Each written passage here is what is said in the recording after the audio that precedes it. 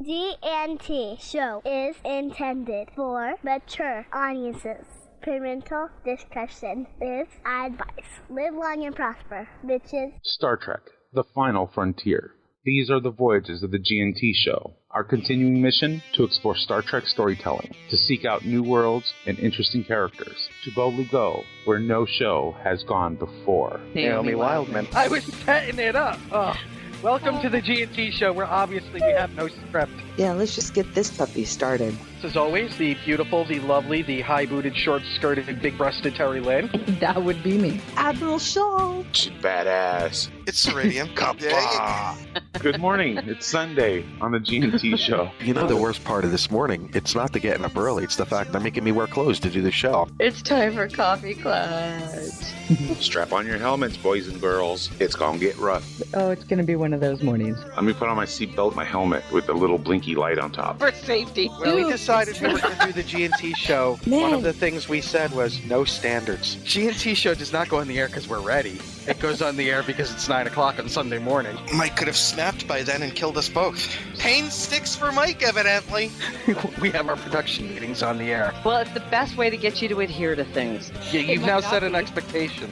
That's the thing about the GNT show is we set no expectations. I need more coffee. Wow, I'm trying to figure out wher or not I want to do general news or Star Trek news, and I figured This is Terry having a series of small strokes, actually. Well, it doesn't take long for this show to deteriorate, does it? straight the fuck downhill. I don't always podcast, but when I do, I G&T. Good morning, everyone. Welcome to the G&T Show, episode 203. I'm Terry Lynn. Joel on True, motherfuckers. It's Gettysburg 7. There she is to my left, your right, wearing an outfit.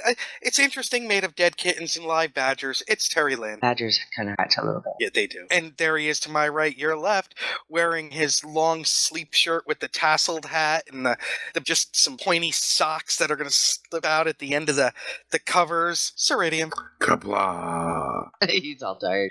He's very tired.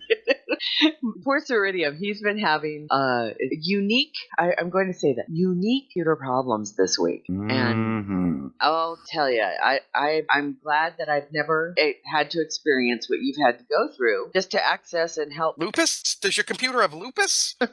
I wish at this point. You don't know how close I am to just putting it out of its misery, but the thing is, it's not the computer. It's freaking Comcast. It's odd. It's not like he's not getting you're getting signal. I mean, it's not that. It's actually a pure, oh my god. Sensei, all that's fucked up. A purely weird kind of technical glitch, which is keeping you or had kept you from accessing our site. So I just want to say still. And we still need to thank both Janet and Steve for truly going out of your way to assist Mike in getting the things done with our site that Mike hasn't been able to do. So once again, we thank what we call good people. Yeah. Yeah. Thank you very much for putting up with my shit. I love it when Mike. See, none of you get to. You all think you know what it's like behind the scenes. You don't. You don't get to see the diva that Mike becomes when things aren't going well. Well, he is. That's what we love about him, and that's why we asked him to do what he does. He wears a tiara. It's ludicrous. But it's cute. It's got a little batleth on it. I make everybody kiss my scepter. That's not a euphemism either. And Kip Fan 122 says, we all sound so tired. I'm like, well, yeah, we always do it Sunday morning. We're still trying to figure out why we stayed with Sunday morning when we really did need to. Habit. Yeah, it's habit. It also keeps us honest. It keeps us honest, but it also gives us a day. At the end of the show, I still have a day left. Which exactly. Is very, very nice. And in just a few weeks, we log off the show, and football's starting. That's right. Football will be starting very soon. I know Alan's been glued to the preseason stuff. He's not glued to it. He's been watching it. I don't give a flying fuck about preseason, just for the simple fact that he likes watching it though. Well, no, but I know people that they're like, oh, I got a preseason. I'm like, dude, it's gonna be the guys that don't even make the practice squad by the third quarter. I don't. You know what I do? I'll have it on in the background when I'm playing like Stow or something, because then it's nothing I have to really be like invested in. Like the worst thing that happens right now is there's Law and Order marathons on. Yeah. And like I'll be in the middle of a battle and just realize I've drifted like 15 kilometers away because I'm like, what's Lenny investigating this guy for? Seriously. Oh my god. So, Mikey, besides the computer stuff, what have you been up to so we can just catch? Well, let's see. I've been working on a few offline things for the show.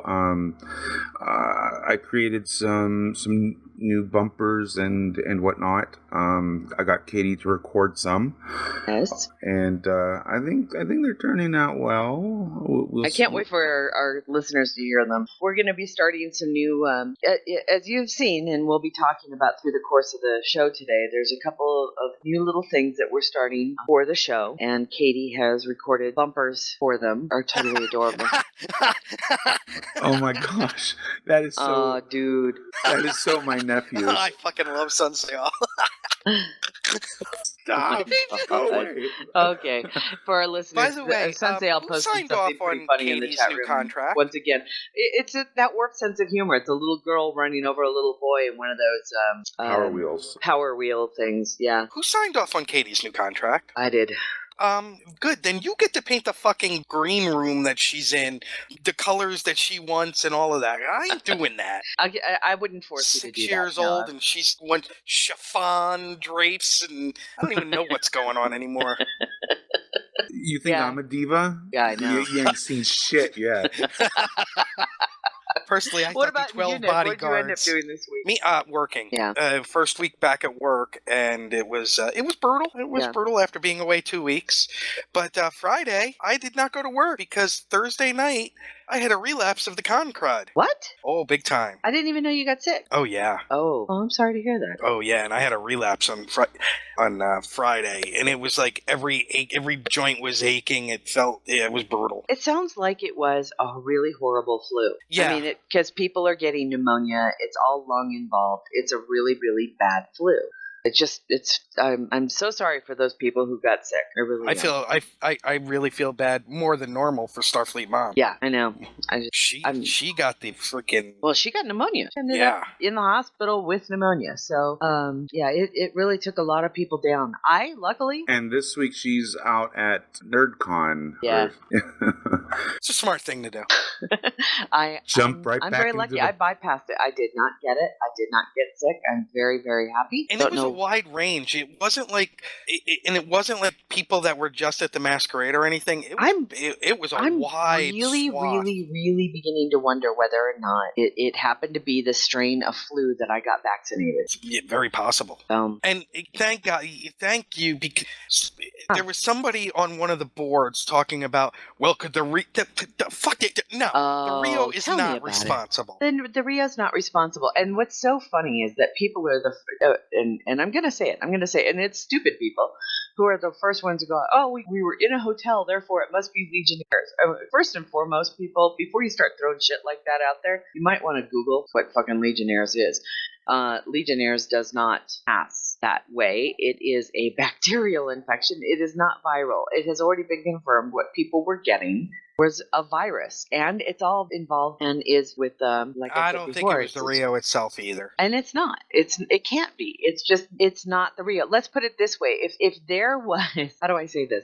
The Rio is a huge casino. There are people touching and trading chips. Your hands are touching chips. Your hands are touching money. Your hands are. If there is any way to show that the Rio may be at fault, they wouldn't have had any dealers standing. So I mean, if you press the elevator button, Trekkies, you know? It doesn't. Why did it just affect Trekkies? Well, it might have had something to do with the fact that we have a history of partying hard, and people weren't sleeping. Oh yeah, we do. People Speak weren't for sleeping. yourself. I was in bed by 9 every night. Lies. 9 a.m. There you go. People were staying up until the wee hours and getting up early. So they had, probably most people that I knew of had less than 3 or 4 hours of sleep a night. Yeah, 4 o'clock in the morning, and then getting up at 8, and by the time they get back down. Now, also because when your schedule gets screwed up like that, your eating schedule gets screwed up. So you're not eating as healthfully as you would like, although Starfleet Mom is the opposite of that. She was eating very healthy. I can tell you right now, she wasn't getting any sleep, and she would agree. And also the influx of alcohol. And the first thing everybody needs to remember is that the first time you take a sip of alcohol, your immune system automatically, immediately begins to weaken. You're not able to fight off infections the way that you were just because. Which doesn't make any sense to me, because you would think the alcohol would kill the germs. In your stomach, it might, but in your lung. So if it's fighting all of the crap that's in your stomach now, where all your white blood cells go, well, that's why they're not around anymore to fight off what you can. That's why I wear a colostomy bag to the convention. I'm just saying, if your white blood cells, if they're targeting one thing to help you stay healthy, they're not going to be around to fight off something else. It's opportunistic infection, people. Opportunistic infection. So, the fact is, it just takes, just one little touch to your nose. One little touch to your nose to get those viruses into your lungs. Meanwhile, I had Kipley playing with my head. It's a morning call was not helpful. Oh, I'm sorry. It's not. And so, people, unfortunately, a lot got sick. And here's the other thing, and I will give that, it's Nevada. As a casino in Nevada, it's smoky. So if your body isn't used to that level of smoke, it's also something you have to think of. You have to hydrate, not drink, get your sleep, eat. I think the smoke does a big I don't disagree with that thing to me, because even though there's not smoking down in the convention area, just being up to eat in the upper area, that's it. I just trailed off. But it's true. See, touching the eyes. Sunsail brought up a good thing is when you drink, red blood cells or white blood cells, they don't know where to go. They're just kind of la la la la la. Now, Naoma, my own fingers or somebody else's fingers in my mouth? Yes. Oh, okay.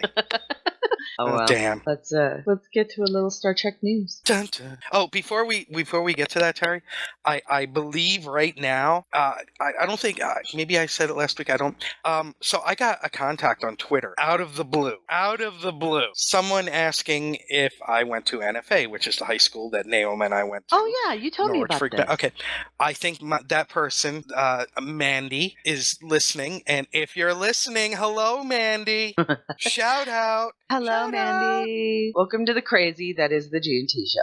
She got me in so much trouble in school. You have no idea. That's true, Kip fan. The hookers are not the healthiest. The who is? The hookers. What kind of hookers are you guys getting? It's Las Vegas, Mike. Did you guys happen to? There's what? Why am I all messed up here? Oh, we've been asking that for 203 episodes, and Pictures. Terry has left. Yeah, well, it's what happens when I need to concentrate on naming. So. Oh, Mandy, you came and you gave without taking. I'm just trying to fill some time here. There we go. There we go. Okay. So I wanted to start off right. We're not going to start off that. We started so strong, too. Well, no, then you threw me a loop thing. Okay, now we're going to talk about Star Trek news.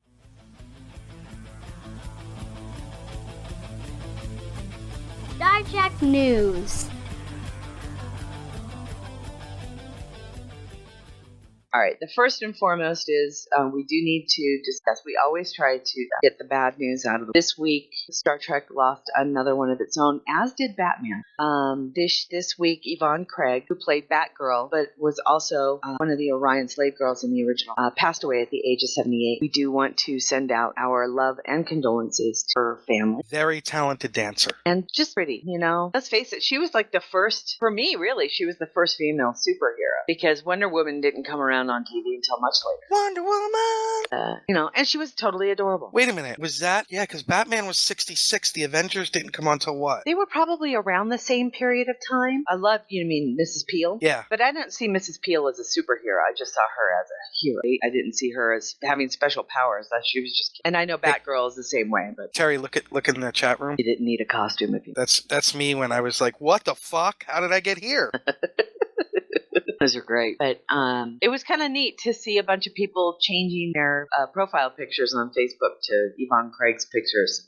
Now, obviously I'm a Star Trek fan, but I was a little put off when headlines were saying Star Trek actress. I would think she's better known for Batgirl. All the pictures I've seen in her obits were mostly Batgirl. Yeah, there was a headline I think it was HuffPost, I'm not sure. But it said... It might have been Trek Movie, which if it... No, it wasn't them. Are you sure? Yeah, I'm positive. Okay. Because them, I would... Oh, wow, the Avengers started in 61? Yeah, they were... Wow. They were in black and white. Long You know the Twilight Zone was in 59? Playhouse 90? I mean, all of those really amazing drama. I mean, there was... I'm talking about the golden age of television. 59? I don't know why I never realized that it was in the 50s. Yeah. Isn't that amazing? Yeah. It's amazing to think that we don't have... Well, that's not true. I would have to say that we're entering into a new age of television where, some really great dramas are coming out. Yeah, but I don't know if the anthology series will ever be huge like that again. Maybe it might find its audience, especially with those who know those with less than. I don't understand why anthology series aren't popular, considering the amount of time that people have to commit to any given show. Yeah. Why a single 1 hour of a completely new story isn't, or even a half hour. Yeah, Twilight Zone was a half hour. I don't understand why they're not popular. Maybe it's just because I don't know. And it would give I don't know. It would give people tell young us what you actors. think. Why don't we have anthologies? Why don't we have TV and it would, for the attention deficit climate we're in? And it would give young actors and young directors a good a starting off point, but to go where? Well, that's the thing though, because think of it, guys like Robert Redford were on the Twilight Zone. Yeah, I know. Twilight Zone, Outer Limits, One Step Beyond. And Mike is sitting there going, what? Yes, welcome to the 1961 version of G&T show. I remember some of those names, yes. Oh, you remember some of those names? Oh, you so cute. Television will never replace radio. It's not like Mike is a teenager or anything. He just happens to be that one generation off from me and Nick, where Nick and I actually missed. You guys were watching that stuff live. I was watching it in syndication. I was not watching 1959. I was not watching something live, you tool. But it was because again, we only had 5 channels? Yeah. Right? Well, we had the 3 networks and then a couple of independent stations. Right. And it was the independent stations that syndicated the stuff. They were the ones that had Creature Double Feature on Saturday morning. Yeah. And they were the ones that did the reruns for Outer Limits. And you would have Sunday afternoon was all of the reruns from the 50s and 60s. That was great. That's how we got Star Trek. Terry and I are old enough to remember the hoopla that cannot even begin to describe to people today about who shot JR. Oh yeah, no, you can't describe it. You really cannot. I remember that shit. Yeah, you do. Or the day after. Remember that? Oh god. The hoopla around. Yeah. Oh, I remember. And that was also the early '80s was the age of the really good miniseries, like the '70s and '80s were. The '70s was Roots and Rich Man Poor Man and stuff like that. What was it? North and South. North and South. Lonesome Dove. The Thornbirds. Oh God. Masada. Do you remember Masada? Oh yeah. God, those are fun. The Winds of War. That was The Winds of War was huge. Yeah. Is that the one with John Gielgud? What was the one that he did? No. Was he Hitler? No, Shogun. he was no. Good call, Shogun. Oh, Shogun was awesome.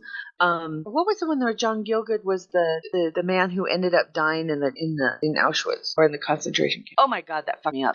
I don't know if I remember that one. Oh, I want to say it was one of those miniseries, and I want to say that oh my God, Jane Seymour, what was her name? Yeah, she played his daughter. Oh wow. And he ended up he kind of found a way to get her out of Europe. Oh, I kind of remember this. And in doing so, he got caught, and but they did the whole death scene of him and everybody else being shuffled into the gas chamber. Oh my God, it was so well. There's a way to start off a show. I have a bathroom story with Shogun, says Kip Ann.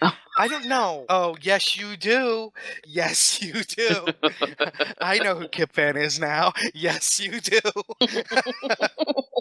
But people today, now I'm going to put on my old man hat. Kids today, but people today below the age of, I'm going to say 35, maybe that's a little too old even, don't remember the events they were and how it was built up. And V was a miniseries. Yeah. And NBC put like everything they had into that. And it was fun. It was fun. Yeah. I remember being in high school when V came out. And then they tried to make a TV show, and, well, that was canceled quickly. No, the original V lasted a couple of seasons. You're thinking of the reboot. There was a V series starring Mark Singer, the most wooden actor ever. He makes Keanu Reeves look like fucking Olivier.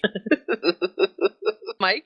I did watch the original V. Yeah. The second season didn't last long. No. And I think the first season was the miniseries.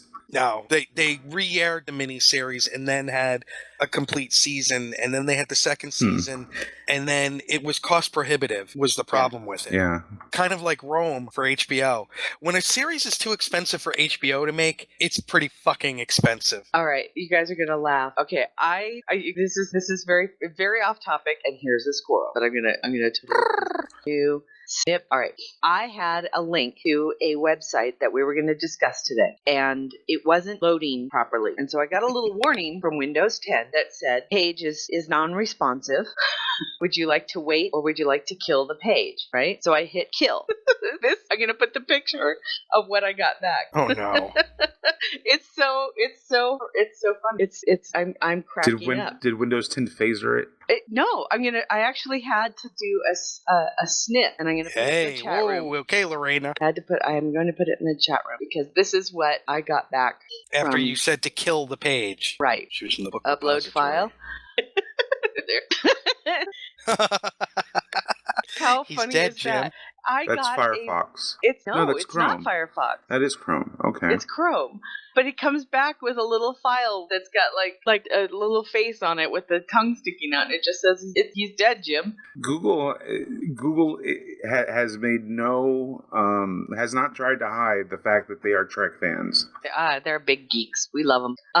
Okay, cool. Well, getting on to some more Star Trek news. Thank you, Yvonne Craig, for taking us down a road Who? miniseries. Yvonne Craig. Oh, I know, that was us down a great. miniseries road. I have no idea how we got there, but okay. It's the way our show operates, man. A wonderful, although I don't think that Nick has met him yet. Have you had the opportunity to meet Anthony Rotello from Syracuse University? Professor Rotello? He's pretty famous for having Star Trek classes at his at the school at Syracuse. He does a couple of panels. Unfortunately, pending litigation does not allow me to say whether or not I've met him. So he is launching a new free Star Trek class at Syracuse, which is cool. So the link is in the chat room. He's really fun to listen to. He's real fun to learn from. He knows a lot of stuff, not just about Star Trek, but about the space program and everything else. And had the wonderful opportunity to see him at least 2 or 3 times. Get the opportunity to either take the class or meet him in person. Right on. It always seemed kind of like an interesting idea. I mean, well, he's been what doing do you it for study in years. school? Yeah. Star Trek. I mean, all right. What's now, Mike? I did not see this. You put this in the room. So I don't know. Did you see it about this elevator? Yes, I did. All right. Talk about that. Okay. Let me find that link. I put the link in the chat room. Oh, thank you. Welcome. So I think this is a European company, but they have developed a type of elevator that for the home, that the top of it, say on the second floor, it's actually flush with the ground, and it actually doesn't have the moving parts that most elevators have. You know, where it has the cable and the pulley system and whatnot. This is a new design, and some people have compared it to the Star Trek turbo lifts, but it's kind of an interesting design. But it's the idea is to replace the stair lifts and whatnot. So that's cool. Yeah, so it's kind of a different take on an elevator. You step in and it kind of sort of rises, and on the second floor, it just comes out of the ground rather than having like a closet with all of the equipment and the motors and everything else that's involved with the elevators. So I don't know. I thought it was kind of cool. It does kind of sort of have it is a new technology, and it does kind of have a Star Trek kind of flair or a look to it. So I don't know. I just thought I'd share it. Hey, and to the person, I hope you're listening, Gold Ducati, who commented in the article, your little comment, if you can't ascend or descend stairs anymore, you should be put out to pasture. Sorry. Hey, I'll tell you what, fucker. How about you come take my knees and try and walk up and down stairs and then fucking say that? You piece of shit, cock-sucking, motherfucking, lupus-drinking dickwad. There you go. Yeah, I hate trolls. Or people who believe that shit, so. Yeah. Tell you what, let me give you my knees with 28 years of service, with all my jumps, all my combat, and all of that, and you try and fucking walk up and down stairs, cocksucker. I hope you die. And I hope you die in a painful manner. I hope you're drinking a soda and somebody dropped needles in it and they go down your throat and rip you open. There you go. On a roll. He's on a roll. No, because cocksuckers like that just fucking... They troll. I don't understand why people do it. Why do people do it? It's like, No, that comment, that's somebody that really believes that. How do you know? Because that's how people are. Well, so are trolls. And trolls, part of me wonders whether or not trolls really do believe it, and they're just hiding it within their context of, I'm just trolling. It's their automatic out. I had seen the video yesterday of that kind of sort of dealt with trolls in general, and it was they're just internet bullies, right? Well, yeah, and it was their hypersensitivity, quote unquote, is kind of like is going to kill comedy, or is killing comedy, because every comedy is offensive, and people who take offense to comedy is, I don't know. It was just Speaking of comedy, yesterday, Friday night into Saturday, I had really bad inside. Let me tell you something. When you haven't slept for like 20 hours and you watch Pee Wee Herman, that is the greatest fucking shit in the world. I tell you. Early Pee Wee Herman, 81, 82, 83 Pee Wee Herman. And then Emo, I love you. I saw almost peed myself. That's the one I've been telling Janice about, seeing him, and there was a joke that stuck with me all these years. That was the episode. That was it. When Emo appeared on David Letterman? Yeah, and he'd been on many times, but that particular one, I remembered that joke about the hand around his throat. And now it's all these years later, and I'm eating dinner with Emo Phillips, and if you had told me that back in 82, I would have said, You're out of your fucking mind. You're out of your fucking mind. I know. It's very funny. And it's so funny to see the onstage Emo compared to the guy that was sitting behind our chair. Onstage Emo is so not Emo. I mean, well, it is Emo. It is in a way. Other than Emo. I had forgotten how dirty you could be. Oh, he's not. He's a brilliant man. Oh, he is brilliant. He's a brilliant man and funny, and that's the thing. He's so kind. He really just cares about people. You know. Oh, I think Janice would leave me for him in a second. Seriously, he's the sweetest guy. But that's okay, because I'll take Ipley. I wouldn't last a day. I put a link in the chat room. There is some good news for TNG fans and also those Netflix subscribers. TNG, the remastered Star Trek The Next Generation, is now available on Netflix. Yay! Yeah. The remastered. The remastered TNG is now available on Netflix, which is fabulous news. Do you also think it includes like the 2-hour movie version of those episodes that they redid? Like, I don't know. You mean like the best of both worlds? Best of both worlds. I hope not. I hope it. To be honest with you, I hope it's just the episodes as were, because there was something weird about seeing Best of Both Worlds as a single movie, because the word fire didn't hold the same kind of power. You're absolutely correct. Absolutely correct. Because just that ending with that music, and different music than any other Star Trek TNG episode ever. So I hope it's really just the episodes as aired. That would be really fun. And if they do make it, then I hope it's kind of separate. And you can watch either one. But I would prefer to watch them as they were as episodes. And I'm looking forward to seeing a couple. I have a few seasons on Blu-ray already. But there's a couple that I really want to see how they look. They look like I think they probably will. I'll probably end up just buying the rest of them. Right on. They're so pretty. They're so I didn't like it as a movie either, Robert. I mean, it was great. I mean, it was best of both worlds. But there's something to be said about the way that it's divided up psychologically. It's much more powerful. Well, on the heels. Oh, go ahead. Yeah, I was just going to bring up the DS9. Yep, that's what I was going to do too. Okay. On the heels of that, there's a great blog that came out that wondered about whether or not Deep Space Nine might now be in sights for a remastering. It was saying that because the remastering was so expensive and it wasn't considered a success, that it's unlikely. But this person apparently did some research. They contacted some of the people that were behind the effects for DS9 and Voyager, and they discovered that a lot of the CGI work they still have, right, and a lot of the models were actually created at a higher resolution than even what they were able to use at the time. Interesting. And they actually showed there's actually a couple pictures of Nebula side by side from the original SD standard definition version, and then a modern day re-render of the same scene based on the same model.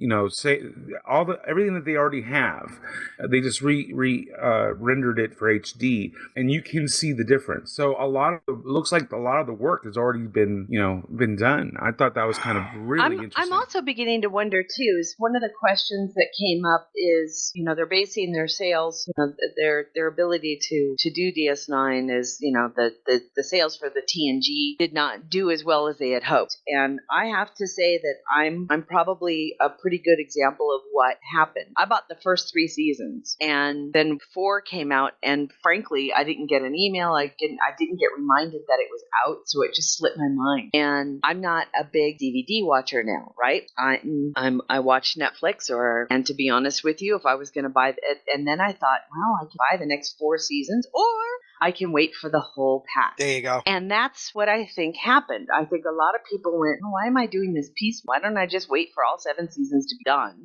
and wait for the pack to come out? I got to tell you, I'm laying here in bed in my normal broadcast attire, and I'm turgid over the thought of Move Along Home and remastered. But yeah, DS9 really needs to be redone. I mean, I hope so. Show was amazing. I would really hate for DS9 to suffer what is a kind of a performance enhancement of it, because it's an awesome. I would love it. Yeah. I loved Enterprise. I'm so glad that it was done in HD. I'm so glad that it was done in HD because I have those, and it's awesome. And it was easy because they were done in HD. Well, this article, does say that if they decided to pursue it, it would be a lot cheaper than what it took for DS9. There would be fewer scenes that they would have to create from scratch because a lot of the CG shots, are still there, and with modern software, that you can still open up, access, and work with those originals. So it's not like back with TNG where everything was models and they had to recreate everything in terms of modern day for in CG in order to revamp everything. So I think it's probably doable and at a significantly lower cost than it was for TNG. Well, and speaking of models and CGI, in about a week you'll be able to hear more about that with our exciting interview with Mark Drexler, Academy and Emmy Award winner. Mark. Who's Mark? Who's Mark Drexler? Fuck, Doug Drexler. Hold on. Let me redo that, and Mike, you can take that part out. And speaking of CGI and special effects, you can hear our interview with Emmy and Academy Award winning Doug Drexler. I was going to actually bring that up because the conversation that we had with Doug Drexler was really fucking awesome, and to hear him Academy Award winner.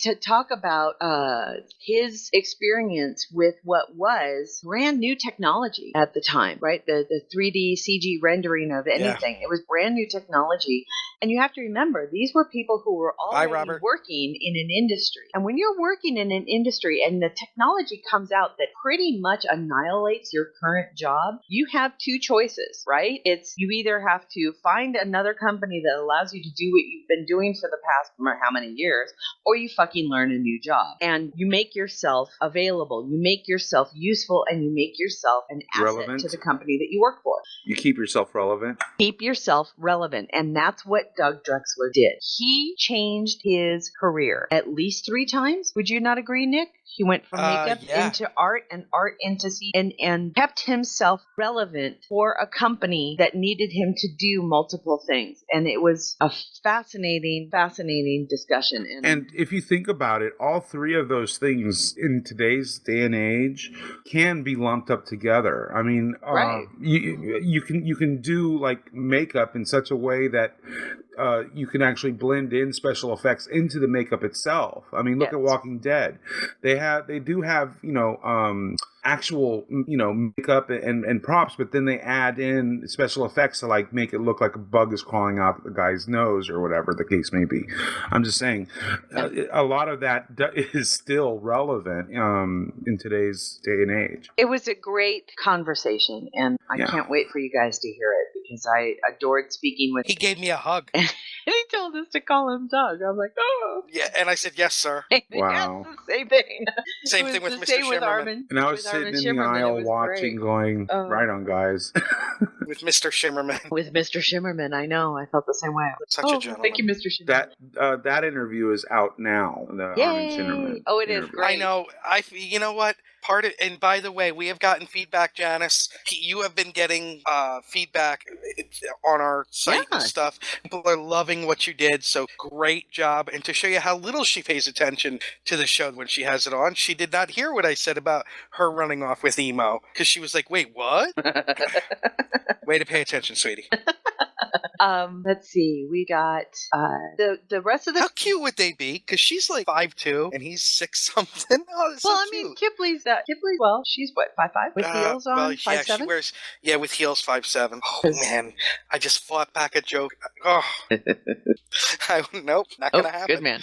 I gotta tell you what happened. We were playing Minecraft, and I was standing behind Janice's Minecraft character, and I was making my character move a certain way, and then I punched her in the back of the head. She's like, "What was that?" I said, "Donkey punch." That's just so wrong. That's so wrong. We were dressed in Greek clothes, in togas, because we have Greek mythology skins. Okay. They have Greek mythology Still doesn't make skins. it right. You weren't there. You don't know. You can't say that. Yeah, I can. I can totally say that. I can totally say that with confidence, no less. So, new Star Trek news coming out from StarTrek.com. New Star Trek products are coming in soon. Star Trek Frontiers, a new board game, has been announced and will be coming. It's designed for 1 to 4 players, and solo game scenarios are also included. This is a new release from WizKids, which is a great company that's making some really fun board games for multiple different IPs, and it's based on the popular board game Mage Knight. Is this role-playing? Yeah, it says allows. Yeah, the Mage Knight board game. Star Trek Frontiers will allow players to explore areas that are different and new every time they play. I can't wait for Star Trek fans to start commanding their Federation and Klingon ships as they encounter Romulan warbirds. Send carefully chosen away teams down to unknown planets and challenge the might of the Borg, said Frontiers game designer Andrew Parks.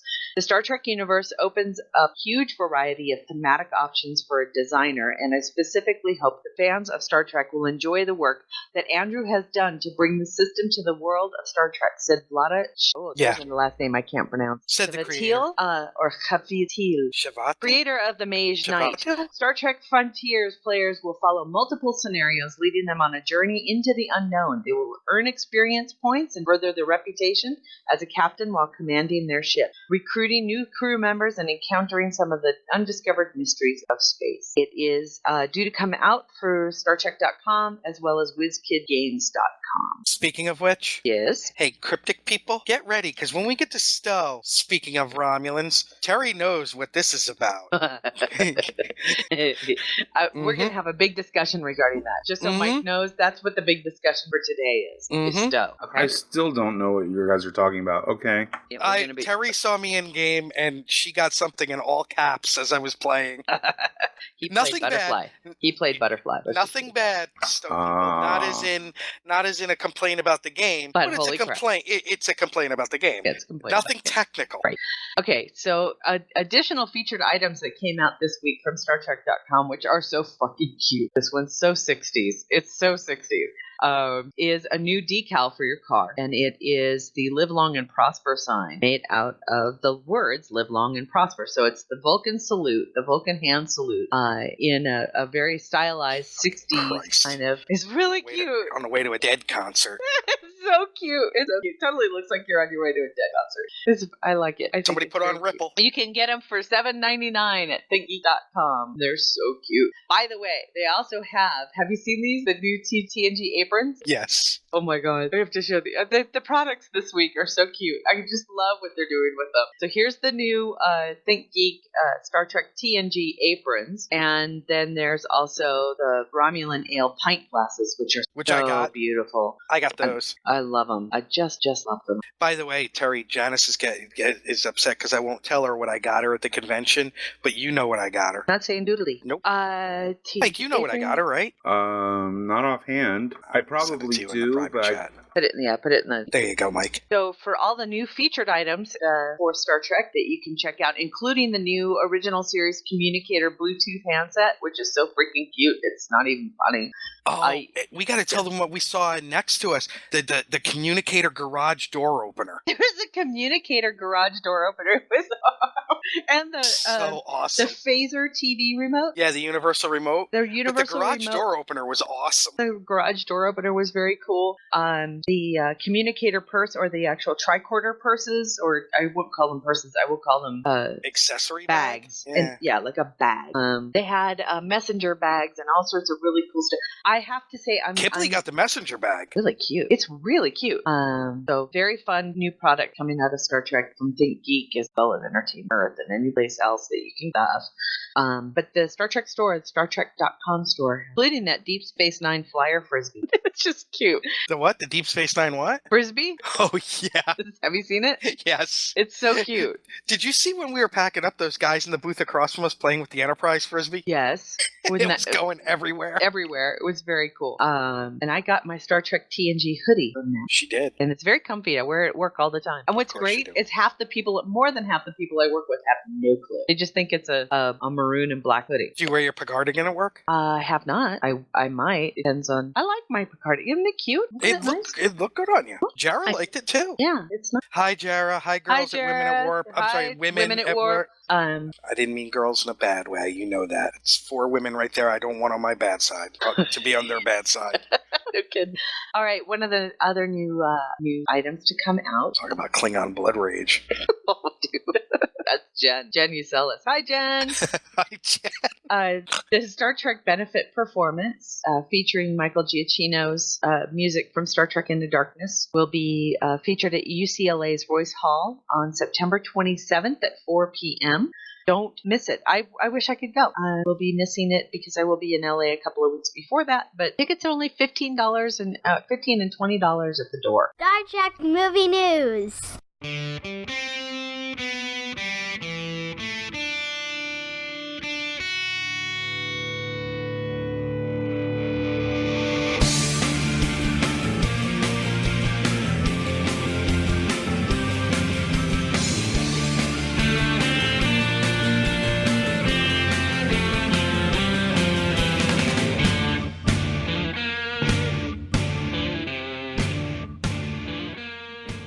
So what do you think of the new uniforms? I love them. Love. I'm so excited. So far, I haven't seen a photo or a leaked photo, except I'm totally trolling people with that last leaked photo. Totally trolling. Yeah, which leaked one? The one of Chris Pine? With the alien? Oh, yeah. Yeah. For those that don't know, photo leaked of it looks like away team uniforms. My only problem with it is that blue. I love it. If the jack was blue for a science officer, that would be cool. And like gold for the command. You know what I mean? But it's got the things. You know what it reminds me of? The Star Blazers uniforms. Remember those? They kind of remind me of a couple of the uniforms from the original series, to be honest. Except without the stripes. It also has a little bit of that Enterprise feel to it. Well, seeing as though we just moved on to news for the new movie. Let's just news for the new movie. No, Enterprise it's the series, Mike? What? Mike, you mean Enterprise the series? Yes, Enterprise the series. Yeah. Yeah, when they went down on the planets and they had the jackets and stuff. Yeah, a little bit. Because remember, Pike had the jacket in the cage. Yes, that's what I'm saying. Is that they kind of reminded me a little bit of the original series. So I don't know. I love them. I think that they're very, very cool looking. It doesn't bother me and I like the fact that they're kind of suede. I like the alien. Well, here's the thing. Pretty much everybody knows now what kind of an alien she is, assuming that it's the same from Star Trek Into Darkness, right? That's one rumor. Yes. Rumor? That it's the same. Come on, look at her face. There are similarities, but there are also some differences. But this looks like skin color, not something. I always thought that was painted on them, like some kind of weird paint, like tribes and. If it's not them, if it's how not would they that have alien advanced that species, far? then why would they do something so similar? How could they have advanced that fast? Well, you take one person who's a little bit smart, i.e., who watches the Watchers. Yeah, but we don't know what she is yet. We really don't. But at the same time, I don't know. But I've been trolling people, telling them I think it's J.J. Ahnor. Stop it. No, because there's no fucking antennas, so stop it. I see what you're doing. Stop it. No call for that. I know. But I think it's cool. I love the new uniforms. I have to say, I'm not even upset about the fact. I'm actually kind of intrigued. I hope she's a member of that species. I hope so. Look at the one photo of Pine. It's just him. He's got one knee like cocked up and his hand on his knee, and he's looking. Look at the boots. Do they not look like boots out of Stowe? A little bit, yeah. I know. Well, who's to say that they can't draw inspiration, right? Right. I love it. I would put this on my character in Stowe. The new uniforms that Scotty is wearing, which is the red tunic with but underneath the arms going down the sides is a darker patch of red. I thought that those were pretty cool too. Yeah, so. they look good. Wait, where's that? Oh, in the Screen Crush. Yeah, you just look for the Scotty pictures. Look They're for the about red midway picture. Through. Red picture. Well, there's a red. Yeah, because he's wearing red. He's the only one wearing red. Image 22 on the Screen Crush slideshow. Image 22. And they do. I think they look good. Oh, okay. Yeah. So I'm happy with them. I'm excited. I'm excited about the appearance of a reappearance of this species, which I think lends itself to maybe a story about what happens and how and why the Prime Directive might be important. No, it's not the same paint job though. Might not be. And if it isn't, then I'd be disappointed because why would you make them look so much alike? So similar. Are you so unoriginal in makeup that you can't make a new hold on. Vulcans, Romulans. So there's but that's what I'm saying. Is that what if she's from a more advanced of that same species on that same planet? Or it could be a Friday's Child situation where they ended up because of what Kirk and the Enterprise had done to that primitive culture. Starfleet now felt obligated to go back and kind of fix things correct things by helping them out, giving them a little bit of a technological advance. The smarter people educating them, and obviously the smarter of the crew of the species. Some of them may have actually joined Starfleet by this time. Who knows? But I don't know. It's just a theory. I'm kind of interested in it. I'm really my interest is peaked. I'm glad that they're kind of touching on this again. I hope they are at least, and it'll be fun. I'm really looking forward. I have to say, I am really looking forward to this next movie. I really am. I think fun. What? Our swamp coolers shut off. Oh dear. No, that means it's cool enough for our swamp coolers to shut off. I thought that meant the zombies were there. No. That's very cool. So I'm excited about the new film, more so than ever. I'm glad. I'm usually, and at least we're getting leaked photos that aren't like garbage bins, right? Yep.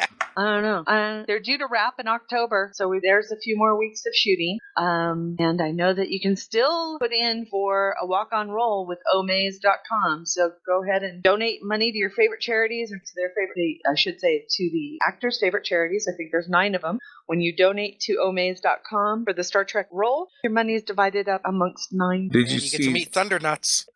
Did you see the video that came out with Elba and Pine fighting over the captain's chair? Yeah. Yes. That was funny. That So was cute. I got a laugh out of that one. One thing about this crew, and I was thinking about this, especially if you like watch the Omaze video, or even just see them when they're together. This is a crew, and by that I mean the actors, that very much enjoy each other's company. Yes. They're all pretty much of the same age, which, you know, we know how that should be, but they're like the Marvel Universe actors. They all enjoy being around each other, and you can tell. Did you happen to see this this thing on Tumblr? I'll put it in the chat room regarding Chris Evans and seeing Chris Pine walk by at D23. Chris Evans. What's his name? Evans from Captain America. Yeah, Chris Evans. Okay, thank you. So Chris Evans and Anthony Mackie, correct? Oh yeah, Falcon. Okay. We're at D23, and Chris Pine walks by, and just look at what Evans says about him. Very cute. I hear his eyes are wicked blue. I hear his eyes are wicked. I loved that. That was so funny. And look at Mackie when he walks by. It looks like he says, "My God." I know. It's so cute to see how it's fun. The young crop of actors today are all fans of one another. You know, and nobody shows that more than Jennifer. Oh Christ, I am tired. Lawrence. Yes, She's a huge fangirl. I love her. Oh my God, she faints. Let's see. Before we start talking about Day one more time, a huge thank you to J.K. Woodward, artist for IDW Comics. He's done the crossovers for. He actually did all of the artwork for Harlan Ellison's reboot of City on the Edge of Forever for IDW Comics, and he also did the crossovers for Doctor Who and Star Trek: The Next Generation, as well as Star Trek and Planet of the Apes. Regardless of what you think of those crossovers, I don't really care. The guy is a screaming talent. As far as being an artist is concerned. By screaming, that means Terry has him tied up in the basement and only feeds him once a week.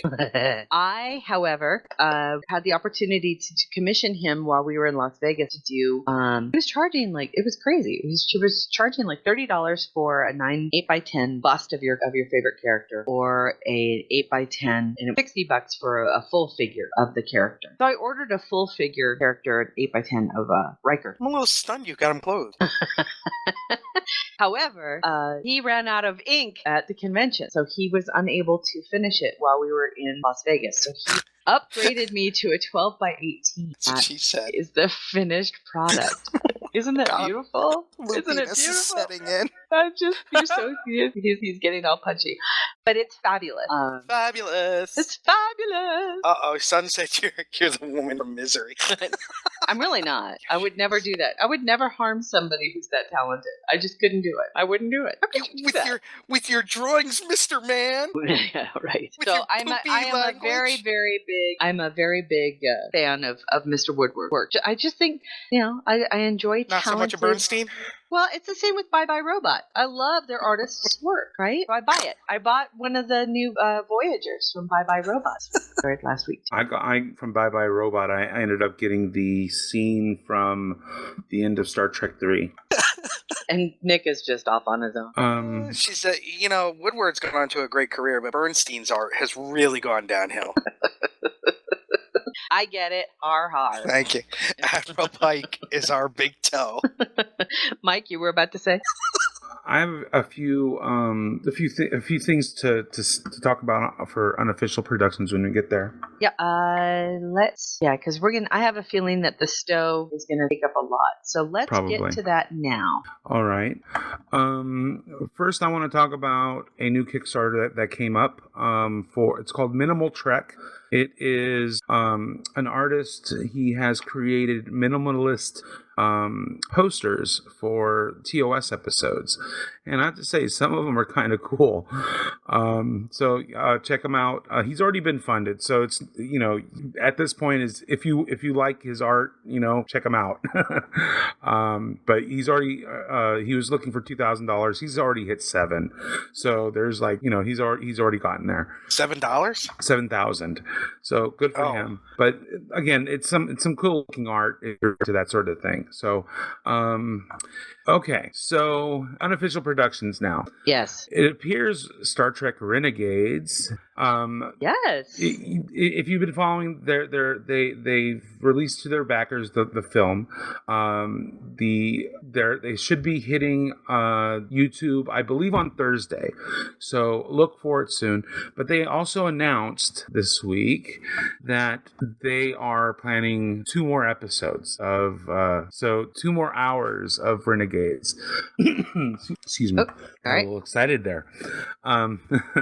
So Renegades, they're going to start telling episodic stories, or continuing on with their story. So kind of looking forward to that. It is they are looking for more fan support, but they have not announced what that means exactly. So it may be more Kickstarters, but we shall see. Well, one of the things that I noticed when we were in Las Vegas with regards to Renegades was that they have a new Renegade-centric trading card game. It's an actual board game that we've discussed already. And kind of cool is that the word Star Trek really is never on it. So I was kind of under the impression, I wonder if they're taking their story, kind of tearing it out of that Star Trek world. And with the announcement that they had this week, they fully admit that Yes has said that they're not interested. They're not going to be doing it. Yeah, kind CBS, of what we talked about last week about how we love our unofficial productions, but if you are a fan of them because you think that they've got a chance at the next series, then best to come to grips with the idea that that's never going to happen. It was refreshing to see Renegades coming out and telling people pretty much the same thing. They're not going to be the next Star Trek series. Yet it's not stopping them from continuing on with it. I mean, which is exactly it's their what we love want. of the project that is continuing. So that's great. I'm kind of excited, It makes me very happy because I'm sorry, it's got to be a very freeing position to be in, is to kind of go, well, let's just make a great story, and who cares? Who cares? Yeah. You don't make these things, don't make unofficial productions because you want to get your head into Paramount or to CBS. Just don't do it that way. It's not. It takes away from the focus of the stories, and I'm having a very good time now watching some really great unofficials happening because they've learned, no, let's just make it for the love of it.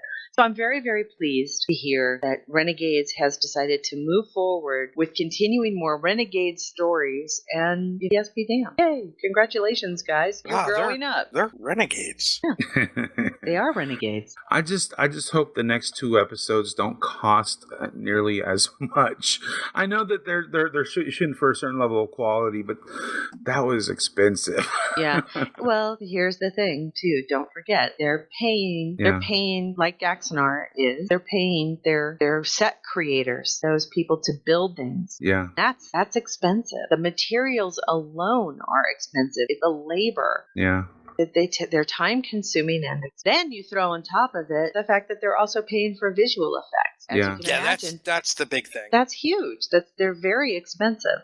So if you're looking to get a professional quality unofficial production, donors, you're going to have to pay. That's all there is to it. You're going to have to pay. We're a long way from people hanging sheets in their basement and filming. Can you imagine? Yeah. Remember that?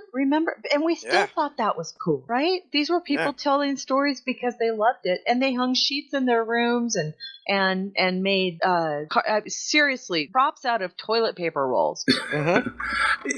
Actually, I came across a fan production that is kind of doing that. It was called Voyager Continues, but now they've gotten smart and changed it to the Janeway Chronicles, and it's supposed to kind of be a younger Janeway as science officer, and to kind of like follow her, as she goes and interesting becomes the woman that we know in Voyager. And I guess there's some crossover with future Janeway and future characters as well, but I'm not exactly sure on the story. But it's totally like, someone's basement green screen type. But they're planning a Kickstarter soon, kind of sort of help with props and whatnot. Yeah. But it's kind of that sort of thing that I'm totally going to support, because it may be a little on the cheesy side, but it's I think it's got an interesting story premise, and I think it's going to be fun. So I'm gonna keep an eye out for that one. I suggest everyone else do as well. Question. Yes. Because, Mike, you said that's a young Janeway, which I think that's a really interesting idea. An interesting idea. Therefore, Kirk, Spock, Picard, Riker, Sisko, Kira, Janeway, or Chakotay. And and there's a reason I'm leaving Enterprise off of this. Of those characters, which would you like to see, like, a story or something done about their posting before the Enterprise or Deep Space Nine or the Voyager? Well, we kind of got a little bit of Picard, and to be honest with you, I'm as much as I would like to see some of the stuff that he did on the Stargazer. I wouldn't be as interested about him as I would be about Kira. I would like to see her in the Rebellion. I knew that you would say that. I would like to see her in the Rebellion. How did she fight? The whole occupation story of Bajor fascinates me, because I see it in line with World War II, right? Mm-hmm. I would see her as part of the resistance, and go ahead. Little spoiler. For years, I've been saying, and Terry, I've said this, I always thought that Deep Space Nine was kind of a commentary or based on the Balkans, and everybody else was saying, no, Israel-Palestine. What did Doug Drexler say during our interview? Absolutely, the Serbio-Croatian, it was the Balkans. My first instinct was Sisko, but after thinking about it, it would be kind of boring in the scheme of things.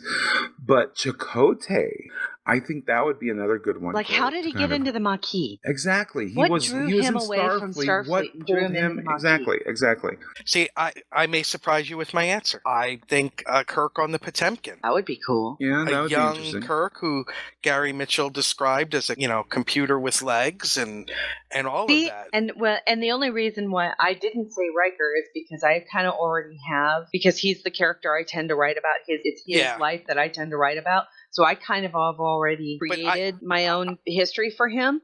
So I wouldn't know. For me, I got to do it. Kirk or Kira, because I think Kira, you're right. That whole, because we got glimpses of it when she talked about things that happened. But yeah, Mike, you're right. Chakotay being a Starfleet officer, be great. And then being drawn away. What was his last posting and what took him out of there? So yeah. Now the reason I didn't go with Enterprise was because they even said it. They didn't really have anything before that. Now, well, they kind of did, but they kind of already talked about it. Yeah, they showed that flashback one where Archer. I mean, Archer. Archer's dad. Robert Carradine, was it the one with Robert Carradine? What? Oh, the flashback. Where they and how he met Trip and all of that. Oh yeah, a little bit. Yeah, talking about how he met Trip and everything. But Archer's character is the child of the guy who designed the Warp 5 engine with So you kind of already had a lot of their background. But how did Kirk become the youngest captain in Starfleet? Who? Kirk? Yeah. Seriously, it would be fascinating. I mean, we are seeing the alternate universe version, but a Prime version would have been interesting. Yeah, just a little something to throw out there since we were talking. So, Mike, as soon as you said that was because that's a cool idea. Yeah, I thought it was a very unique take, and like I said, it's one that I want to support. But I do have a few other items real quick. So real quick, does the actress look like Kate Mulgrew? I don't think so. That's okay. That's okay. But that's okay, all right, so real quick, apparently astronaut Samantha Cristoforetti, I think that's her name. Cristoforetti. Oh, the Italian girl. Axanar. Yeah, she's going to be taking on a role in Axanar, so congratulations to her and to them. Be on the lookout. I'm a little sad. A fan production that I was kind of looking forward to, Star Trek Futures. Apparently, they decided to close their doors. I don't think they ever made it to Kickstarter's point, but they had a lot of content that they had put together. Some ships and some a few. I think there was a video, some flybys, stuff like that, where it really looked like it had. It was going to be kind of interesting. If I remember correctly, the story would have taken place post Nemesis, about 100 years from now, when most of the galaxy was kind of starting to be explored, and it was kind of like kind of continuing on. It was like almost like the next generation or something. Well, sadly, the producer has decided to close the doors on the project for both personal reasons and he also financial. Yeah, and he also mentioned that the community was starting to he said bickering and posturing and divisiveness. Sadly, I've been seeing a lot of that as well. And that's what we talked about last week. We totally talked about it last week. So, I don't want to shake a finger at anybody, but come on, people. No. Well, it's frustrating. It's very frustrating because once again... back there. I'm pointing at you. It's your fault. It is frustrating. And yet again, what I'm going to say is if you are a person who is working with or involved with a group or even on your own as an individual, creating an unofficial production, keep two things in mind. One, you don't do it because you think you're going to be the next Star Trek. Don't do it because you think you're going to be the next Star Trek. You're not. Do it because you love it and you want people to share it. And number two, grow really, really thick skin. Oh yeah. Don't read any message boards. Yeah, don't read the comments. Don't read the comments. Do it because you love it. Do it because it's the story you want to tell. And and trolls be damned. Don't give up because somebody is tearing you down. Don't compare yourself to other fan productions. Don't. Do your thing to the best that you can and let the product be your vision. Yeah. Don't compare yourself to Axanar or Continues or Phase 2 or Renegades or any of that. Do what you can with what you've got. Because you know what? Fans just want good stories. Real. It's the same. Exactly. Dayton is not comparing himself to Dave. Right. They're writing their own stories and they're supporting one another. Right. And it's that's exactly it. So while I'm very sorry that Dan Thale at Star Trek Futures has decided to kind of pull the plug, he has left it open that maybe in the future, if his life allows it, he'll bring it back. But we're sorry to see Futures kind of shut down. Take a deep breath. Do what you got to do with your life. Your life is way more important. I mean, very true. He's got a family, and to be honest with you, we've seen what unofficial productions can do to a family as well. This is money out of your own pocket. This is your life out of your own life. Most everybody has full-time jobs on top of trying to do these fan productions. Everybody. It's difficult. It's extremely difficult. Vic is so lucky that Michelle shares that passion. Right. You know? Right. Yeah. And the people at Axanar have a great funding campaign and a lot of fans. Now I wish most of those fans would shut up about other productions and just concentrate on your own shit. If that's what you want to support it and don't diss anybody else because I don't care if you don't like it. And Farragut, I didn't mean to leave you out, Farragut. We love Farragut very much. Yeah. And Farragut's one of the first, right? I mean, Phase 2, then Farragut, then James Cawley, absolutely a pioneer in high quality fan production. Was he the first? No. People have been doing it since they were filming on Super 8 in their backyards when they were 7 years old. They've been filming themselves and creating their own. That's a fan production. So the moment that Star Trek came out and fan fiction and independent productions they've been going on for 50 years now. Now I'm going to ask a serious question. I've seen maybe one that I remembered. It was at Farpoint. Are there a lot of Star Wars fan productions? Absolutely. Now, and I ask this because I don't go looking for them. Oh my God! We don't talk about them. Sure. So, what's that, Mike? I don't go looking for them either, so I'm not sure. I can't answer that. Oh my God, some of them are amazing. Alan and I watched a couple a few months ago. And what's even cooler with some of the unofficial productions is that what they're doing isn't necessarily so much as what's been popular with Star Wars lately isn't a new story per se. It's vignettes of fight scenes. Oh, nice.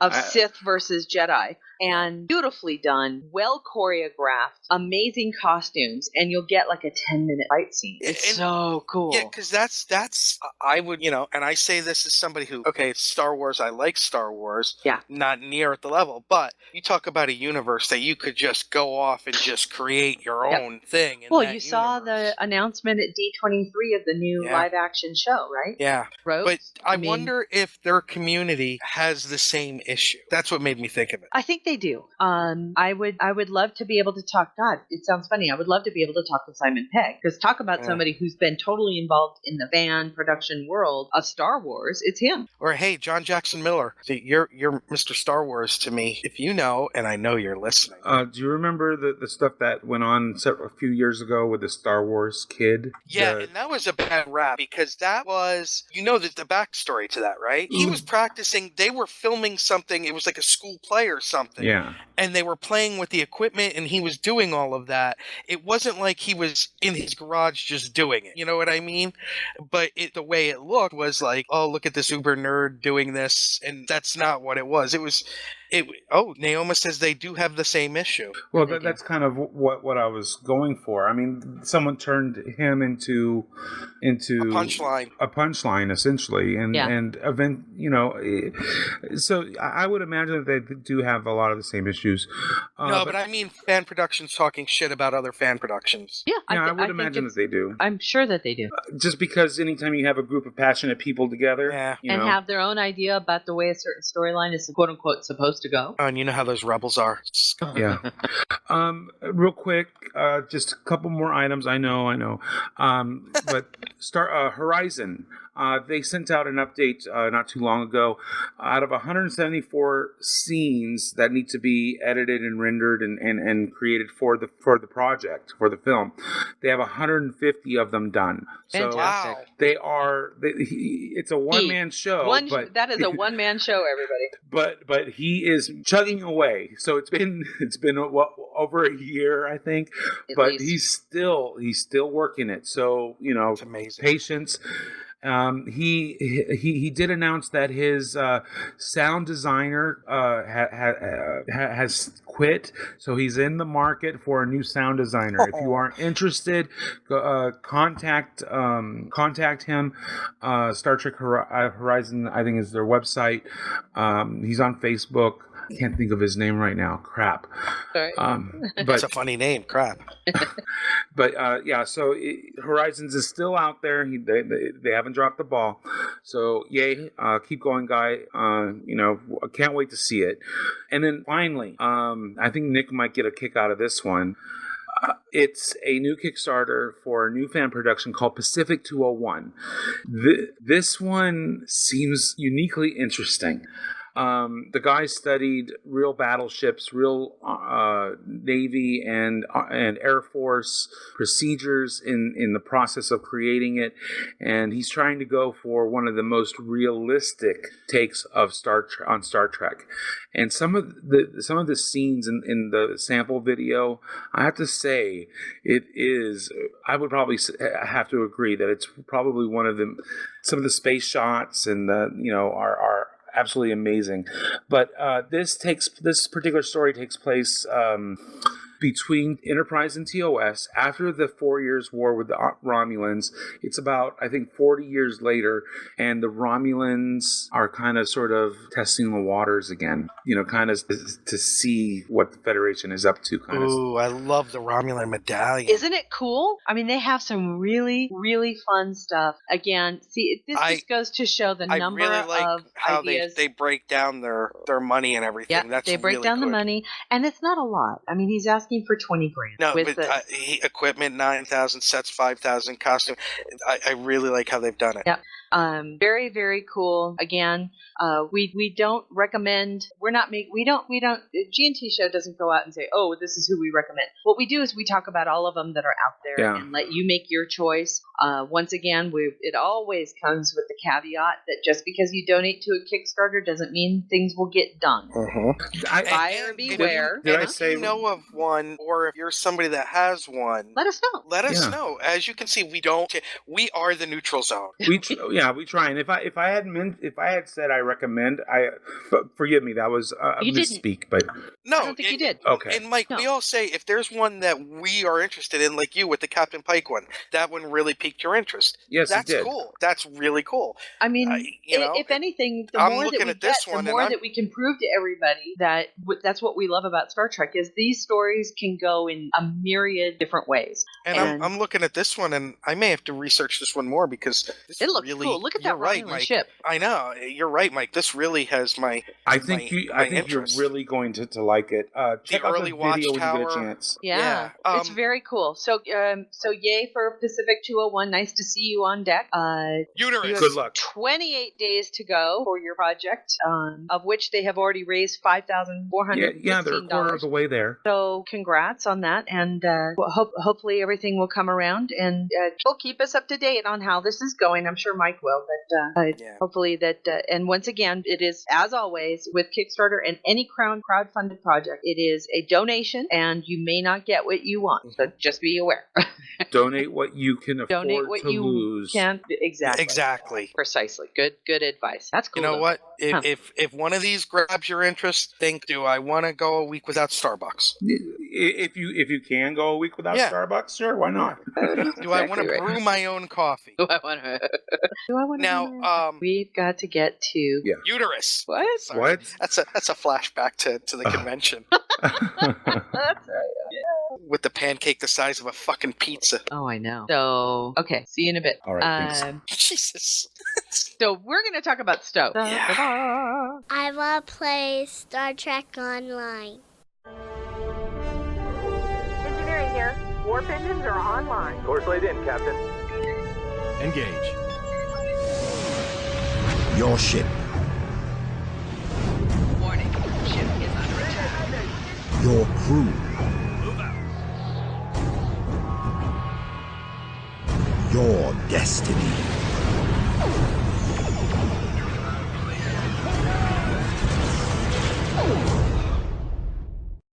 Okay, Nick has been back in game for the past couple of weeks. He's been leveling. Since we got home. We got home, and you've been leveling your main character through the Delta Quadrant. Yes, and okay, he is Fleet Admiral now. He's a 60. Congratulations! And I'm done with the Iconian War arc up to the current. Congrats! I'm so all you the way played through all there. of the. You played all of the episodes through that. I have. Congratulations! Wasn't the Harry Kim shit? I cried. I didn't because I was tired of fucking whining. Of his Deferi character, or of his of his character. I don't believe you. I want to go. Oh, shut up!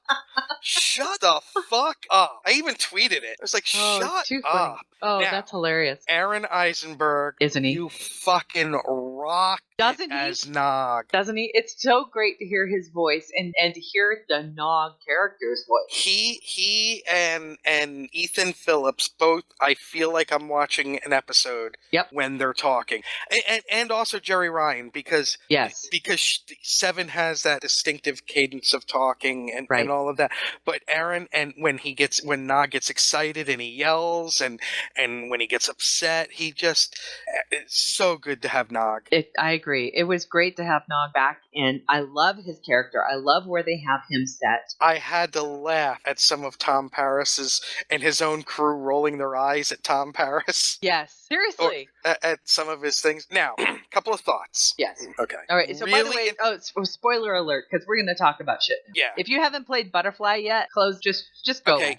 Now, one thing Terry knows, I had some technical difficulties when playing Butterfly, so I had to go back. And when I went back, Terry, it allowed me to go to the thing that it wouldn't let me do. Good. But I logged out. I played Minecraft with Janice for a few hours, and then I went back in, and it took me back to that spot, and I was able to fly to the planet. planet. Okay, good. Now, Were you smart enough to actually bring your? I've always got them in my inventory. Okay, in your inventory, because I had to go to my replicator. Well, because I'm wearing the Mako. Oh, okay. Well, then you don't. See, I don't have the Mako set. So. And my dedicated away team always has those with them. Okay, cool. Now, Stowe Writers, Kate Banks, and I'm looking at you.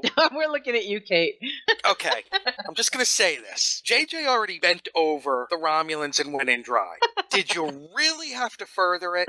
Did you really have to further it with the fucking assimilation of Romulus? I know. Really? I know. You should have seen the chat room in the game, you guys. Both Nick and I were in game at the same time, and I knew he was playing Butterfly. So I decided to kind of hang to see how it goes. And sure enough, I got this all caps. Are you fucking kidding me? It was so funny. I was like, I said, can they fucking once not fuck the Romulans over? That's my quote. Oh my god. But now, Terry, I don't know. All right. Are you ready for why Butterfly is, and very well could be, what Eureka thing you were talking about? I don't. All right. know. So here we go. Now, Spoilers, is it the wife? spoilers. Is it the Huh? wife that gets erased? Yes. Okay, that's what you were talking about. Yes. But you said she comes back. Well, does she? I don't know. No.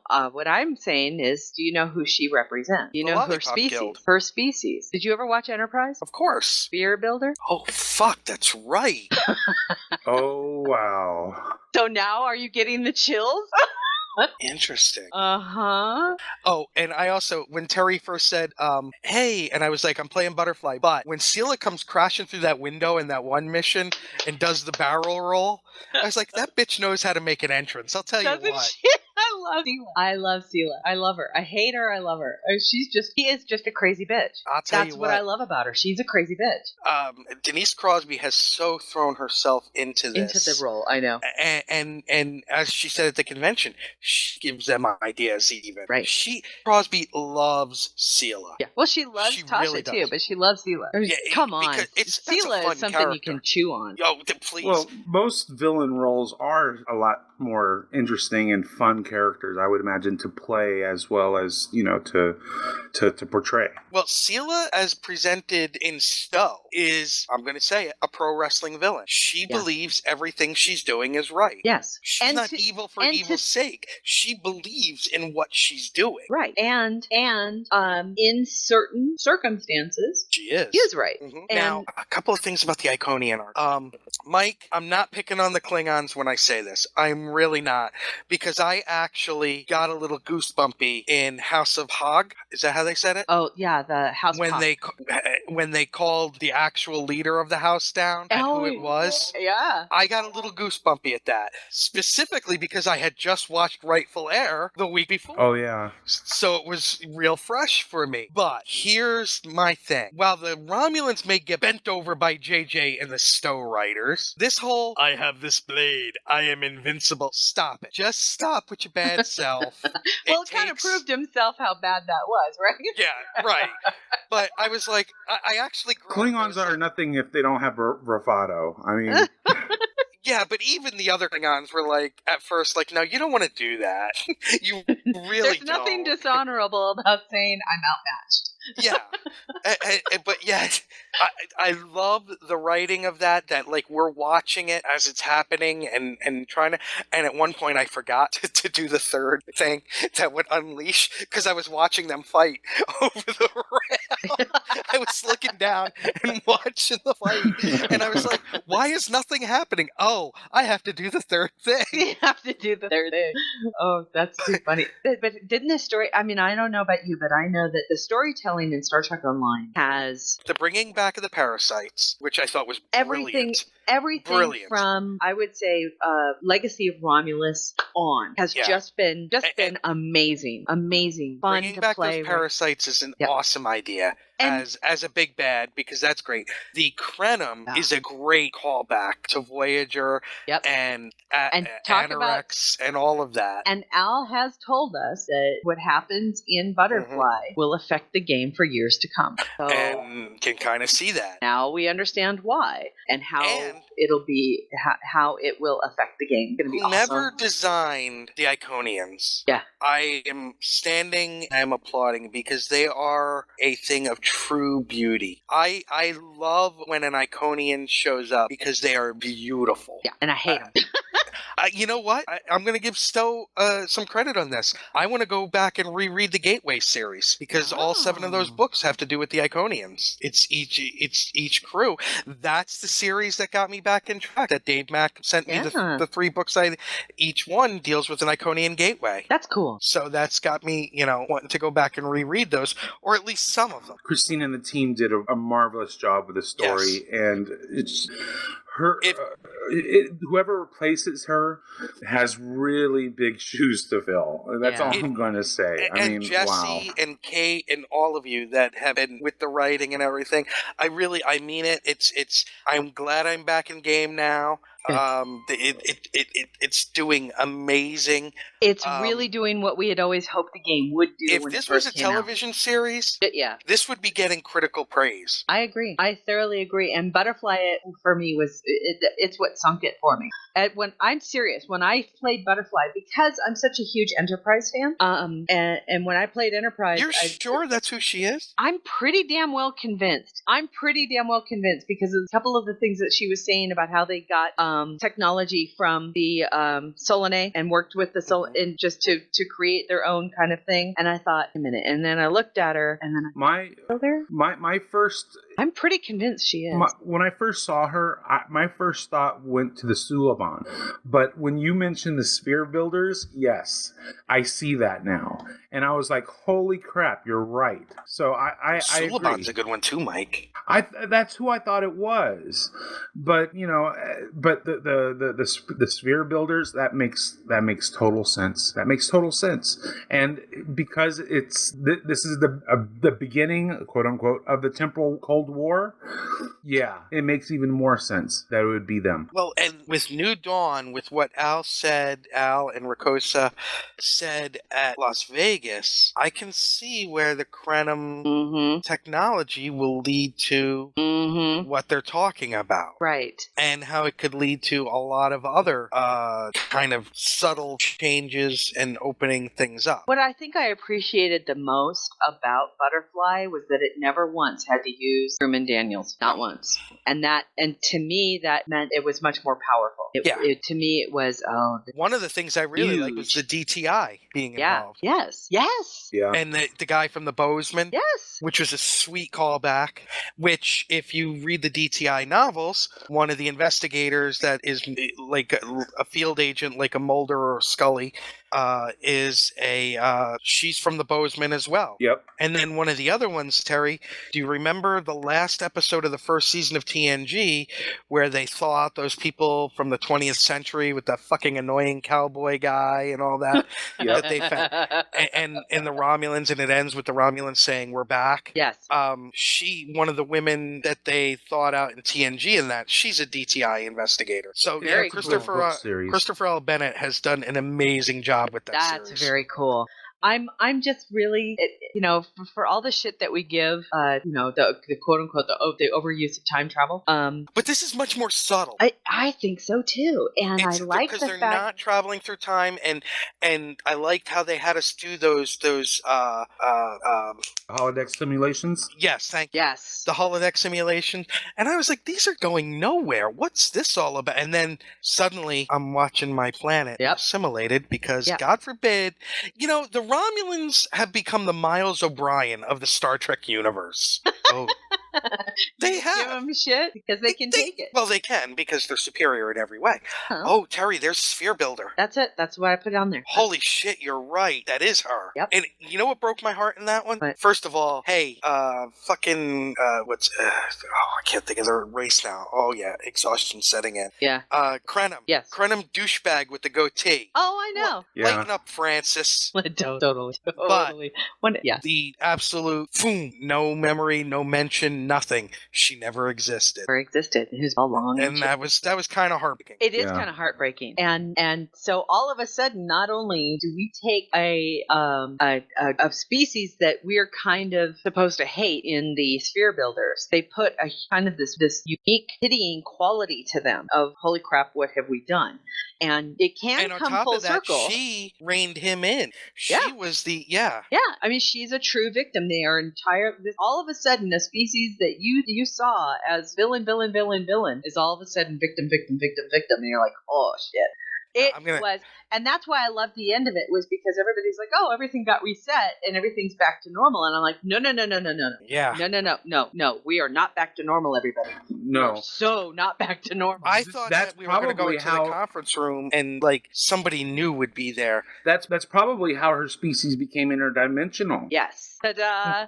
And what triggered? So I'm loving And then the why fact that she it has a problem completely with the opens up the Federation. game. And as much as I don't like, time travel tropes in a game where we are dealing with the effects of something like that, I'm loving it because it gives my characters something unique to do. Mm-hmm. And I'm looking at this going, they can take this in any direction they want to. It's going to be a blast to play. It's going to be an absolute blast to play. And somebody asked me what I meant by Eureka moment. It isn't a huzzah, I found it. It is, if you ever watched the television show Eureka, there is a point in season 4. At the end, what happens is that the main characters, a small group of the main characters, go back in time and they kind of deal with shit back in time. But when they come forward, their timeline has changed and they know it. They're the 7 people who have or the 6 people that have kind of dealt with it. Like sliders? And they never changed. They never went back to normal. The rest of the series stayed that way. They stayed in the new timeline.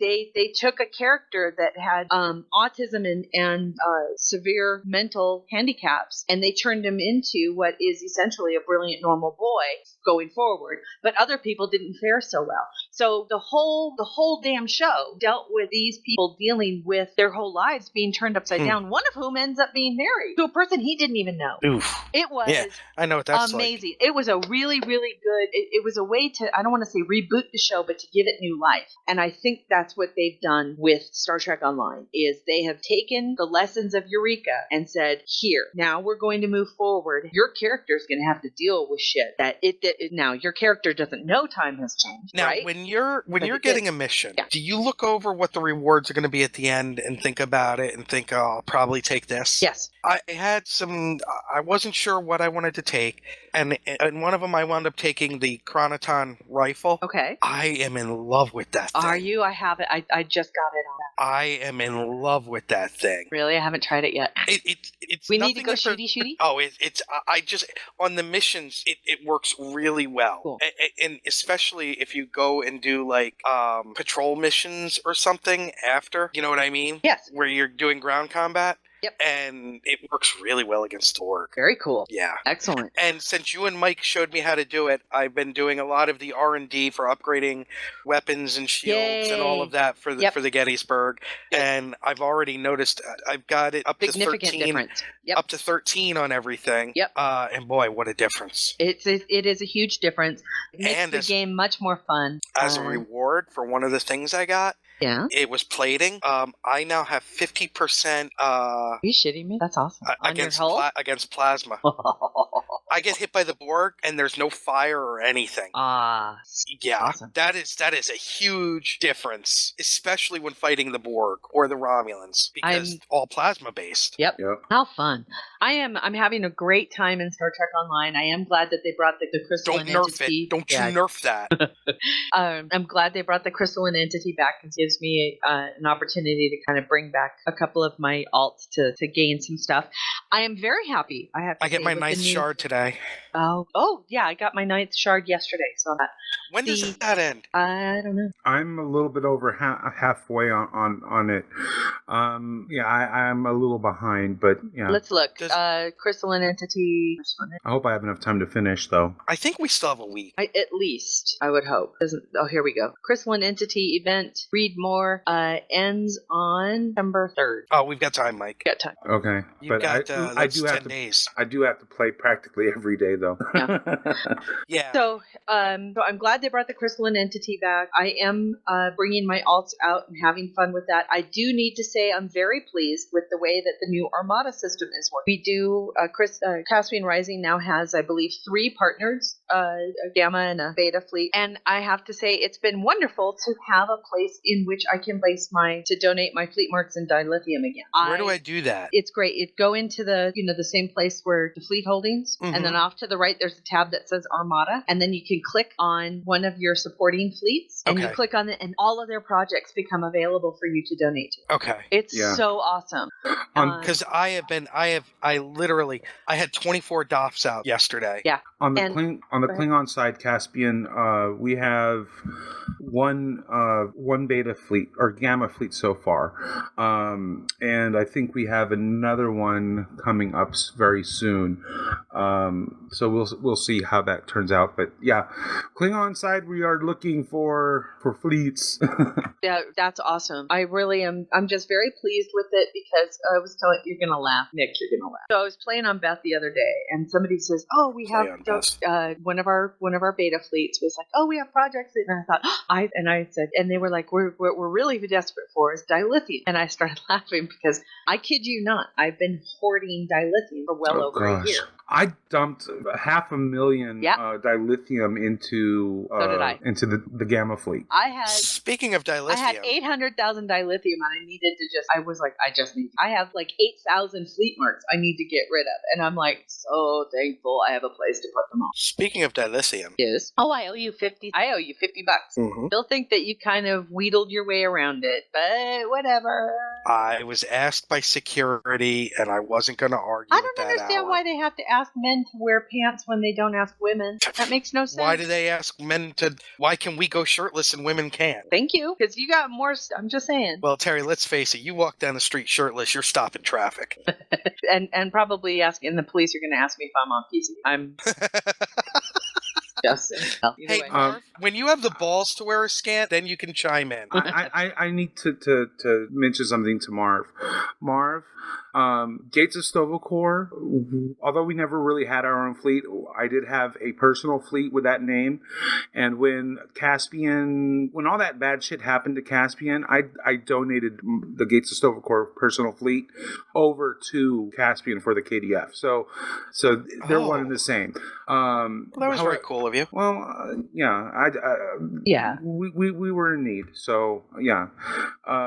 Wait, let him finish. Yeah, go ahead. So I was just correcting him on that because he was inviting Gates of Sto-vo-kor to join Caspian, and it's like, dude, it's already there. It's already there. However, Trek Radio Cave may be joining us. I was talking to David the other day. So excellent. There's somebody who her handle's like at One Big Wolf or something like that. Allison, Terry, the redhead who her and her mom came by every day. Yes. She did friend me in the game. Terry and I, she had no fleet, so we told her to contact Caspian. Great. And she's awesome. She's an awesome kid. Yep. Kid. She's 19. She's an awesome young lady. She's an awesome kid. Funny how that happens, isn't it? Yeah. You were 19, somebody called you a kid, you were like, fuck, come on, really? Yeah. Know it. I was in Germany. Drunk. But yeah, so if you get, I know it's got Wolf in her name, like one big, I'd have to look it up, but she should be contacting Caspian. Sweet. All right. Nick and Mike, do you have any other further announcements or things that we need to just go for it? Because we're going to wrap things up. We are doing research for a project. Yes, we are.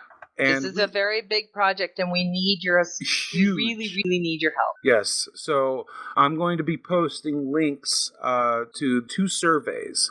One is for TOS, and we ask you to please rate each episode so that we can kind of determine, what your favorites are. So we are looking for your favorite Star Trek TOS episodes. And the second survey is the same thing, but for TNG. And we list all TNG episodes. So that particular survey is going to be huge. So please make ample time. Please take time. Please go through every page. We're going to be doing the same thing for DS9, Voyager, and Enterprise. So, but we need a lot of data to collect in order to get the most accurate results. So, please take the time to take our surveys and Answer honestly. Please, no trolling. Yes.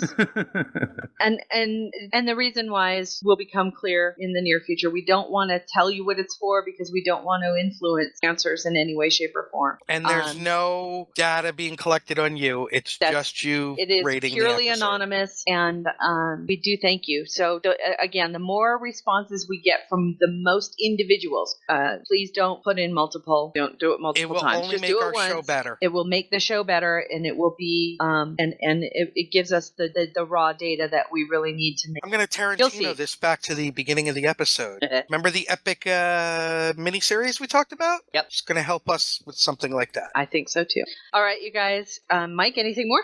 Oh, the karaoke contest is still ongoing. Yay! And I hear a couple of people are ready to put some more things in, so get it out there. We've received 2 family show. We've received 2 videos so far that I'm aware of, but we are looking for karaoke videos. You don't have to have recorded it, but we do need the person singing would be the winner. So we need to know. Send us videos to host@gntshow.com or on Twitter @SundayGNT or to the GNT Show on Facebook. Robert Reyes is asking what no TAS animated series survey. We do have a TAS survey, but we decided that it's probably better to cut it because we're not sure if everyone would have seen it, or if they have seen it, they may have seen it a long time ago. So it's just. I don't know though, with the DVDs out and with it being on Netflix. Yep. Yeah, I mean, I personally would love to have it included, but I kind of understand where the person who's managing that for us, Admiral Quinn. I understood his point of view on that. So, but so send us your karaoke videos, and if you win, or it's going to be judged by the GNT Show as well as 5-Year Mission, and the winner will receive an autographed discography. That's all 5 CDs of from 5-Year Mission. Speaking of 5-Year Mission, Mike, we love them. When you were talking about fan productions. Mm-hmm. Oh, the meme. Fark. Holy crap. Yeah. Brilliant genius. It's not him. He's just the mere victim of it all. It's Fark. It's Fark. But it's freaking awesome. It is freaking awesome. If you guys haven't seen it yet, the guys from 5-Year Mission did a spot at the original series bridge at the convention, and did a little film, and a couple of those snippets from the film, actually, I guess you call them screen grabs, have been turned into a meme. Fark is unimpressed. Fark is unimpressed. It is hilarious. And let's see, he's crossed the Delaware. He's been at the Last Supper. The Last Supper when I laughed out loud. He's in that hilarious. Painting. What's that painting where it's like James Dean and them sitting at the bar? Oh, the diner. Yeah. Yeah, but there's like an anteater outside. Yeah, what's that about? I don't know. It was very surreal, but there might be a personal joke in that. There's one where he was at the Ali Frazier fight. Oh, I didn't even see that one. That one was good. He's just sitting there, just unimpressed. And if you haven't listened to our interview with Fark, it's out now, I believe. Fark and I, we're convinced we were separated at birth. Which is truly frightening. And in the beginning, when it was just Terry and Fark, I was a little uncomfortable. That's fear what happened. Hashtag fear the headband. I feel like I was eavesdropping on something I probably shouldn't be eavesdropping on. I have to admit. It was really fun. I saved it, is what you're saying, Mike. What? I saved it. It was going downhill pretty fast. Well, let's just say it just continued on the railroad track that it was going. It was awesome stuff. Awesome stuff. And the poor guy from Timelines. We want to give them a shout out. Hi guys from Disruptor B. I didn't see any big news coming out of them. No, I didn't this either. week. Yeah, we were just saying hi. Hi, Katie. So big shout out. Hello, love you guys. And that's it. We really do need to wrap things up, you guys. Yep. You can catch us next week for episode. Oh, wait a minute. Yeah, next week is good, right? I'm going to be here. It's Labor Day? No. No, Labor Day is the week after that. Okay. Labor Day is the 7th. That's the next weekend week? I won't be able to do. We will not have a show on Labor Day weekend. We won't? Unless you guys want to get a guest for me. Oh, speaking of that. Oh? Adriana in the game. Yes. My heart skipped a little bit. I it's bet. Adrian! Well, episode 204 next week on the 30th of August. And we'll discuss the show for Labor Day weekend, which I will not be able to attend because I will be in Terry, Los Angeles. you gonna watch Fear the Walking Dead tonight? No. I plan to. I knew she was gonna say no. That's why I asked her. I'm like, no. I am not. I'm going to. Good. All right, you guys. Until next week, live long and prosper. Kapla! Jolan True. Fucking fuck us over, the Romulans bastards.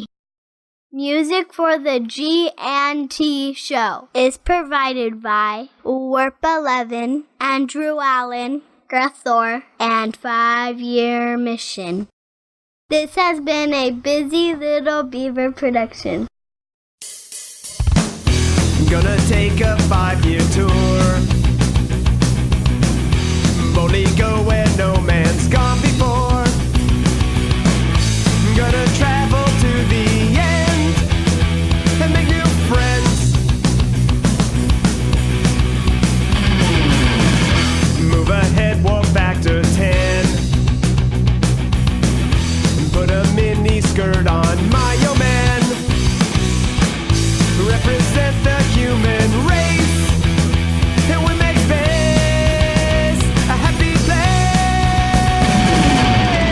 To boldly go where no man's gone before. I think I sang that line once before, but I'm not too sure. We'll be so happy, can't you see? A zero-G community. Gonna travel to new worlds. Beam on down and meet some green girls. Gonna see what we can see. A fancy-free galaxy.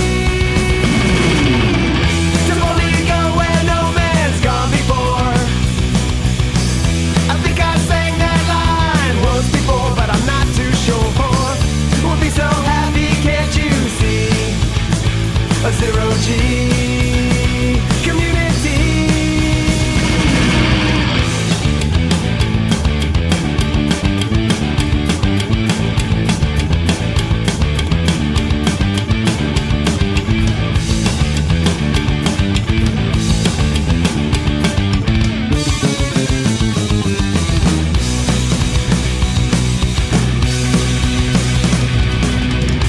Come and take a tour with me. There'll be no cons or Kobayashi. Gonna travel to the end and make new friends with aliens. To boldly go where no man's gone before. Space happy. I think I sang that line once before, but I'm not too sure. We'll be so happy, can't you see? A zero-G